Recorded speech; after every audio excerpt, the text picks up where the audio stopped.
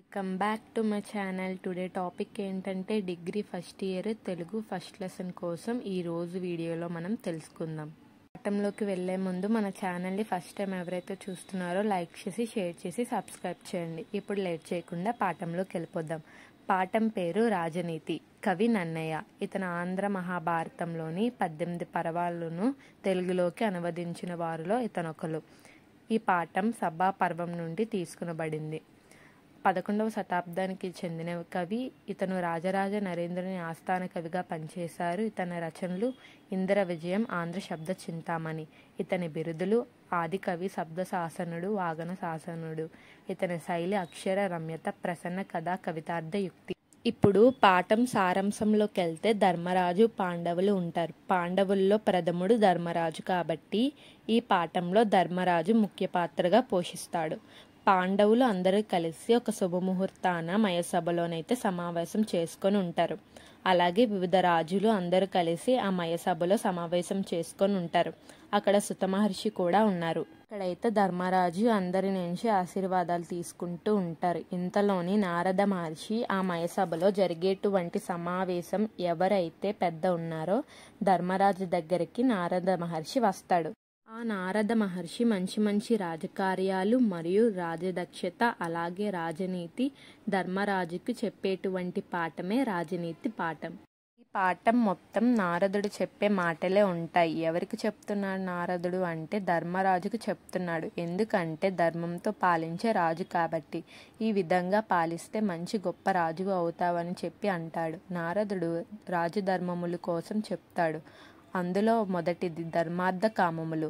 శత్రువుల మీద పురుషార్థాలు అనే అర్థం. అంటే ధర్మము, అర్థము, కామము, మోక్షము ఇవి తప్పకుండా పాటిస్తే దేనిని దానికి విడదీసుకుంటూ రాజు అనేవాడు కంట్రోల్గా ఉండాలి అని, తమను కంట్రోల్గా చేసుకుంటూ ఉండాలని. తరువాత రాజు అనేవాడు సమావేశాలు ఎలా చేసుకోవాలి అంటే అర్ధరాత్రి సమయంలో చేసుకోవాలి.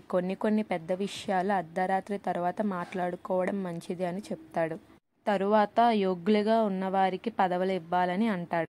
తరువాత మంత్రులు, పండితులు, జ్యోతిష్యులు, ఉత్తమ బ్రాహ్మణులు కలిగి ఉండాలని చెప్తాడు. తరువాత రహస్య విషయాలు చెప్పని వారు ఉండాలి అని అంటాడు. తరువాత రాజ్యంలో రాగద్వేషాలు లేనటువంటి వారు ఉండాలని అంటాడు. తరువాత యుద్ధ నీతి తెలిసినటువంటి వారయ్యి ఉండాలని అంటాడు. ఇలా ఉంటే రాజ్యం మెరుగుపడుతుందని అంటాడు. తరువాత పరాక్రమాలు తెలుసుకునే వారయ్యి ఉండాలి. సైన్యాధ్యక్షులు లేనటి వారయ్యి ఉండాలి అని అంటాడు. ఇవన్నీ నారద మహర్షి ధర్మరాజుకైతే బోధిస్తూ ఉంటాడు. మంత్రికి రాజనీతి తెలిసి ఉండాలి అని, వేరొక వర్గం లేనటువంటి వారు అంటే మంత్రులలో కొట్టుకొని వర్గాలుగా విడిపోతూ ఉంటారు. అలాగా ఉండకుండా ఉండాలి అని అంటాడు. హద్దులు మీరని వారు ఉండాలని అని చెప్తాడు. ఈ రాజ్యంలోనైతే వైద్యులు ప్రేమను కలిగి ఉండాలి ప్రజల పట్ల అని చెప్తాడు. నీ రాజ్యంలో పనిచేస్తున్నవంటి మంత్రులు మరియు పండితులు అందరికీ వాళ్ళ ప్రతిభకు తగ్గట్టు నీవు బహుమతులు ఇస్తూ వాళ్ళని సన్మానిస్తూ ఉండాలని చెప్తాడు. ఈ రాజ్యంలో పనులను స్వీకరించి నైపుణ్యం కలిగిన వారు ఉండాలి అని చెప్తాడు.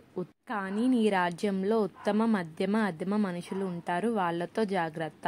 వాళ్ళకి తగినట్టుగా వాళ్ళకి పనులు ఇస్తూ ఉండాలి అని అంటాడు. నీవు సేవకులకు సన్మానం చేస్తూ ఉండాలి అని అంటాడు. వీర సైనికులు ఉంచుకోవాలని అంటాడు. తరువాత నీవు శత్రువుల పట్ల అందరికీ సమానమైన హక్కుతో ఉండాలి. అంటే అవిటివారు అని, గుడ్డివారు అని జాలి చూపించకుండా శిక్ష సమానంగా చేస్తూ ఉండాలి అని చెప్తాడు. నీవు ఖర్చు చేయటంలో నీతి కలిగి ఉండాలి అని, ఆయుధం కోసం, సైనికుల కోసం, గురువులు, వృద్ధుల పట్ల వాళ్ళ కోసం నీవు డబ్బును వాళ్ళకి ఇస్తూ వాళ్ళని ప్రోత్సహిస్తూ ఉండాలని మాట్లాడతాడు. వార్తలను స్వీకరించాలి. అంటే ప్రజల నుంచి వచ్చే వార్తలను స్వీకరించాలి. నీవేమనుకున్నావో అది కూడా ప్రజలకు తెలియజేస్తూ ఉండాలని అంటాడు. ఈ విధంగా నారద మహర్షి ధర్మరాజుకు చెప్పే నీతి వాక్యములే ఈ పాఠం యొక్క ముఖ్య సారాంశం. పాఠం బాగా అర్థమైందని అనుకుంటున్నాను. ఇలాంటి వీడియో కోసం మన ఛానల్ లైక్ చేసి షేర్ చేసి సబ్స్క్రైబ్ చేయండి.